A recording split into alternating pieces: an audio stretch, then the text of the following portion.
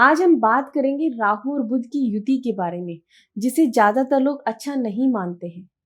माना जाता है कि इस युति वाले इंसान डबल पर्सनैलिटी के होते हैं, सामने वाले को बहुत आसानी से मैनिपुलेट कर देते हैं, बहुत ही सेल्फिश होते हैं और आसानी से झूठ बोल लेते हैं। लेकिन क्या राहु और बुध की युति सिर्फ बुरे ही रिजल्ट देती है, या फिर ऐसा इंसान अपनी स्किल से अपना नाम बनाने की ताकत रखता है, या फिर ऐसा व्यक्ति सही डायरेक्शन में फोकस करके अपनी इंटेलिजेंस से, अपनी कुशाग्र बुद्धि से और अपनी तीव्र बुद्धि से अपनी किस्मत को निखार भी सकता है। तो आज हम बात करेंगे राहु और बुध की युति के बारे में। नमस्कार आप सभी को। भोले बाबा और माता रानी आप सब पर अपनी कृपा बनाए रखें। राहु और बुध की युति पे बात करने से पहले हम इनके कारक तत्वों को समझेंगे। बुध से आपकी बुद्धि को देखा जाता है, आपकी एजुकेशन को देखा जाता है, आपकी स्किल्स को देखा जाता है, आपकी कम्युनिकेशन को देखा जाता है, आपके बिजनेस को, आपकी इंटेलिजेंस को, आपके बोलने की कला और आपके सीखने की कला, ये भी बुध से ही देखी जाती है। मैथमेटिक्स और कैलकुलेशन ये भी बुध से ही देखी जाती है। राहु छलावा है, भ्रम है, चीटिंग है, इल्यूजन है, धोखा है। लेकिन राहु एक्सपेंशन भी है, राहु इंटरनेट भी है, राहु फॉरेन कंट्री भी है और राहु आपका फोकस भी है। तो जब भी राहु और बुध किसी भी घर में एक साथ बैठते हैं तब ये युति बनती है।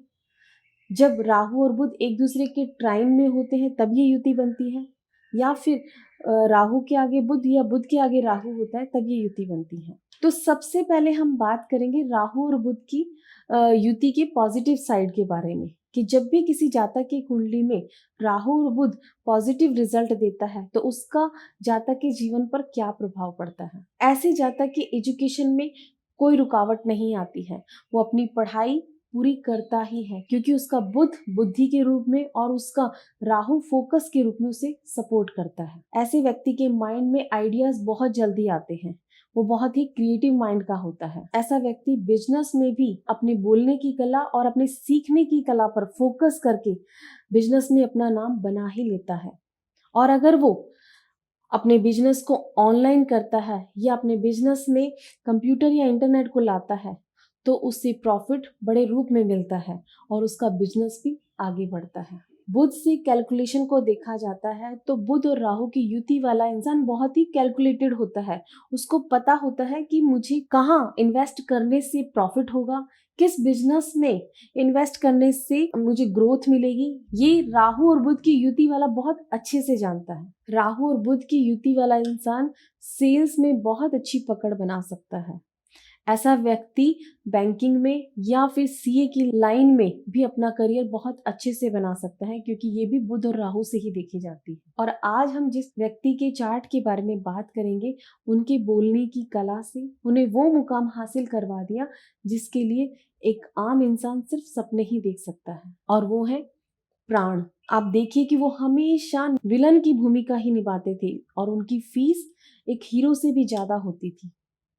अब आप उनका चार्ट देखिए, उनका चार्ट वृश्चिक लगन का है और उनके 4th हाउस में बुध बैठा हुआ है और 12th हाउस में राहु बैठा हुआ है, जो एक दूसरे से ट्राइन में है। और आप देखिए कि राहु और बुध की युति ने ही उन्हें विलन के रोल में फेम दिलवाया। और आप देखिए कि राहु और बुध का कैरेक्टर कैसा होता है। ऐसा इंसान अपने लुक से या पर्सनैलिटी से किसी को नहीं डरा सकता। वो सामने वाले को अपने दिमाग से ही सामने वाले को डरा सकता है। और ऐसे बहुत से लोग हैं जिन्होंने अपनी लाइफ में नेगेटिव रोल किया है या उन्होंने विलन का रोल किया और उन्हें बहुत फेम भी मिला है, क्योंकि राहु और बुध वो फेम दिलवाते हैं। और इसमें सबसे ऊपर नाम आता है शाहरुख खान का। आप देखिए कि शाहरुख खान की कुंडली के अंदर भी 4th हाउस में बुध है और 10th हाउस में राहु है। और उन्होंने जब डर मूवी में विलन का रोल किया था तो वो कितने पॉपुलर हो गए थे भारत के अंदर। तो आप देखिए कि राहु और बुध की युति वाला इंसान दिमाग चला के सामने वाले को हराने की ताकत रखता है। और आप देखिए कि प्राण को अपने इन्हीं रोलों की वजह से वो नाम, वो फेम मिला। तो कितने बड़े रूप में उनको ये इस युति ने रिजल्ट दिया। अब बात करते हैं सुष्मिता सेन के बारे में। उनका चार्ट तुला लगन का है और उनके लगन के अंदर ही राहु और बुध की युति बन रही है। और आप देखिए कि लगन क्या दिखाता है। लगन आपकी पर्सनैलिटी को दिखाता है, आपकी सेल्फ को दिखाता है। और उन्होंने क्या किया, उन्होंने अपनी पर्सनैलिटी पे काम किया, अपने ऊपर काम किया और फिर वो मॉडलिंग लाइन से जुड़ गई और इसी लाइन से जुड़कर उन्हें मिस यूनिवर्स का खिताब मिला और इसी लाइन की वजह से वो बॉलीवुड से भी जुड़ गई और वहां पर भी उन्होंने अपना नाम बनाया। तो आप देखिए कि राहु बुध की युति इंसान को वो फेम देती है, लेकिन बॉलीवुड हो या हॉलीवुड हो, वहां जाने के लिए 3 ही ग्रहों का प्रोमिनेंट होना बहुत जरूरी होता है, राहु बुध और शुक्र। और आप देखिए कि चाहे सुष्मिता सेन की कुंडली में आप देखेंगे तो लगन में ही राहु और बुध तुला राशि में बैठे हुए हैं और प्राण की कुंडली के अंदर अगर आप देखेंगे तो राहु तुला राशि के अंदर बैठा हुआ है और ट्राइन में बुध है। तो आप देखिए कि तीनों ही ग्रह एक्टिव थे उनकी कुंडली में। और बॉलीवुड और हॉलीवुड में क्या दिखाया जाता है, राहु की माया, भ्रम, इल्यूजन, छलावा, यही तो दिखाया जाता है। और बुध के रूप में बोलने की कला जो अच्छे रूप में, पॉजिटिव रूप में भी होती है और नेगेटिव रूप में भी होती है। और शुक्र के रूप में पैसा, लग्जरी, कंफर्ट और सुंदरता, यही तीनों तो चीजें होती हैं बॉलीवुड के अंदर और हॉलीवुड में। ये तीनों ग्रह जब भी किसी इंसान के एक्टिव होते हैं तो वो इस लाइन से जुड़ता ही है। और मिस यूनिवर्स या मिस वर्ल्ड बनने के लिए भी सिर्फ सुंदरता को ही नहीं देखा जाता है, वहां बोलने की कला भी होती है, वहां उनसे सवाल पूछे जाते हैं और जिसका जवाब सबसे ज्यादा अच्छा लगता है वहां बैठे हुए जजेस को, तो वो उसी को मिस वर्ल्ड या मिस यूनिवर्स बनाते हैं। तो वहां बोलने की कला तो आ ही गई सुंदरता के साथ साथ। अब हम बात करते हैं तीसरे चार्ट के बारे में, जो फेमस लॉयर राम जेठमलानी का है।